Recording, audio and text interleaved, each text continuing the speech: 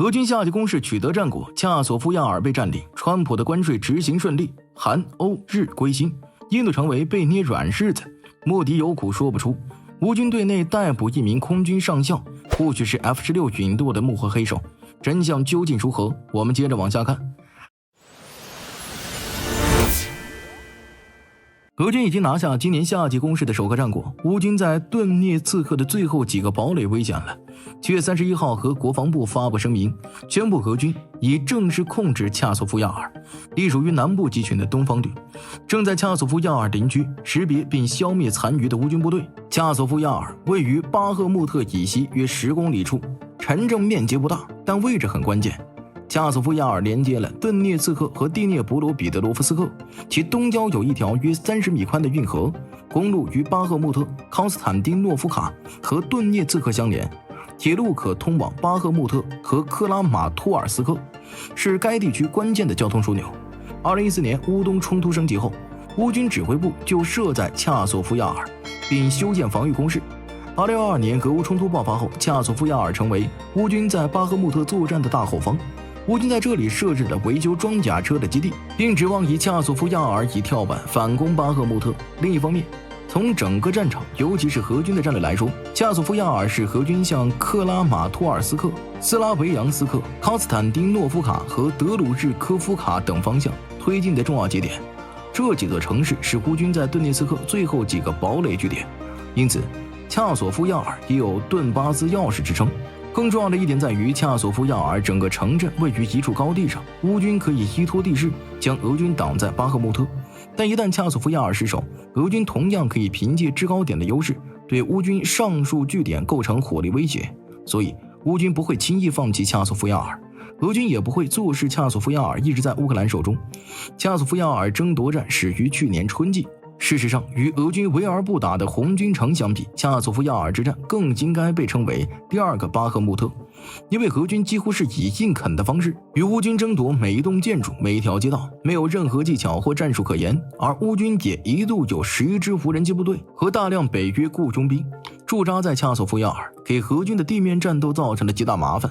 最戏剧性的时刻出现在去年3月。当时波兰方面宣称，其陆军一名准将在度假期间因自然原因意外死亡，但同一时间，俄乌电报信源却爆出这名波兰准将是北约派往乌克兰的军事观察团成员之一。他在恰索夫亚尔森林的乌军指挥所地堡中遭到俄军伊斯坎德尔导弹打击。到今年7月初，恰索夫亚尔之战已经失去悬念，彼时乌军手里只剩下南部一块区域，原本赶来支援的乌军第5突击旅早在2月份就被瑟尔斯基调往红军城救火，可见在投入了大量兵员和装备仍无法阻止俄军攻势后，乌军不得不再次接受城镇失守的事实。特朗普日前在社交媒体上宣布，自8月1号起，美国将对从印度进口的商品加征 25% 的关税。此外，印度还将因为购买俄罗斯武器和能源而面临惩罚。有关惩罚的生效日期也是8月1号，但具体是什么惩罚，特朗普没有进一步说明。按照特朗普本人的说法，虽然印度是美国的朋友，但多年来美印两国的贸易往来相对较少，因为印度的关税太高，而且他们的非货币贸易壁垒也是所有国家中最严格、最令人反感的。长期以来，印度的大部分武器装备都是从俄罗斯进口的，是俄罗斯最大的能源买家。而现在，所有人都希望俄罗斯停止在乌克兰的杀戮，这一切都不好。购买俄罗斯石油的国家面临美国2级关税的威胁。为什么特朗普对印度如此态度？原因很简单，印度现在是有求于美国，急于达成关税协议，时间不站在莫迪政府一边。莫迪早在2月份前往华盛顿登门拜访，当着全世界媒体的面给特朗普好一顿夸。但特朗普这样在4月2号给印度安排了 26% 的关税，随后双方就开始了漫长的谈判。印度承诺多购买美国武器，并增加对美投资。不过，由于莫迪政府始终不愿完全放开本国市场，尤其是农业市场，导致谈判实际上自5月份就陷入了僵局。贝森特等美国谈判代表每次都会说，美印接近达成协议，结果最后印度发现，特朗普就给自己降了1个百分点的税率。25%的关税是什么概念？比越南还高5个点。要知道，印度对美国的贸易顺差远小于越南，而在安全领域与美国之间的关系则远比美越之间要亲密。在特朗普宣布对印度加征25%的关税，并将因为买俄油和武器受到惩罚后，印度政府一片沉默，拒绝置评。一名印度消息人士透露，双方仍在就达成贸易协议进行接触。印度虽然心里不满，但还是不敢反击，连个最起码的抗议都没有。莫迪政府操作了几个月，结果成为了2级关税的实验品，被杀鸡儆猴，不得不令人感叹，特朗普是真的会拿捏软柿子。几乎与印度被加关税同时上演的韩国已与美国就关税问题达成协议，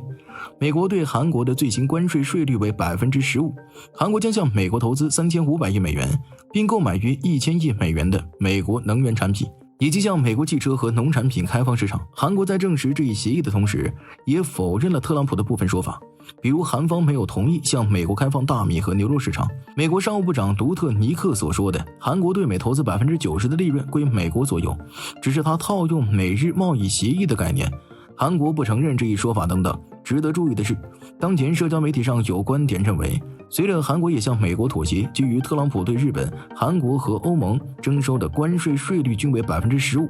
形成了一种对美国盟友的标准税率。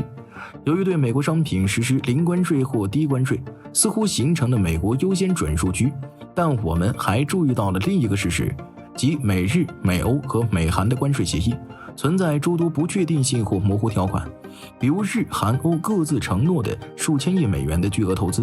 被指完全不切实际。这实际上暴露出特朗普根本不在乎关税税率是多少，投资最后能落实几笔，他要的是颠覆当前的多边贸易体系，用美国优先的框架取而代之。说白了就是特朗普眼里根本没有盟友和对手之分，他想建立一个长期的割韭菜机制。协议中的模糊条款给了特朗普随时翻脸调整规则的漏洞，也许印度会给日韩欧做个表率呢。在对抗俄军空袭时，乌克兰军队的主力是地面防空系统，战斗机则扮演次要角色。乌克兰空军发布的最新照片显示， F-16 现在已经不再靠近前线地区，为执行对地攻击任务的苏式战机护航或直接参与对地攻击任务，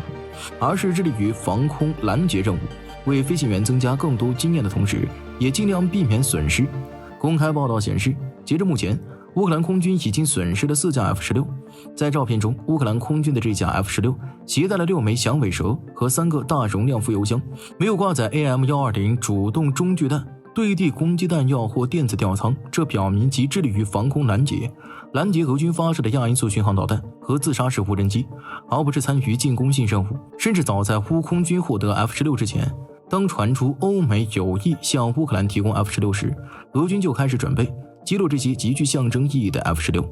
俄罗斯国防部多次发布击落乌军 F-16战斗机的消息，并奖励了相关官兵。尽管俄罗斯国防部发布的这些消息难以证实，但也不排除乌军损失的4架 F-16里确实有被击落的。乌军的 F-16在靠近前线时都极为小心，避免遭到俄军防空系统和战斗机阻击，尤其是 S-400 防空系统和挂载 R-37M 主动远距弹的苏35。而俄罗斯情报部门也在积极配合俄罗斯空天军，试图打掉包括 F-16在内的乌军战机。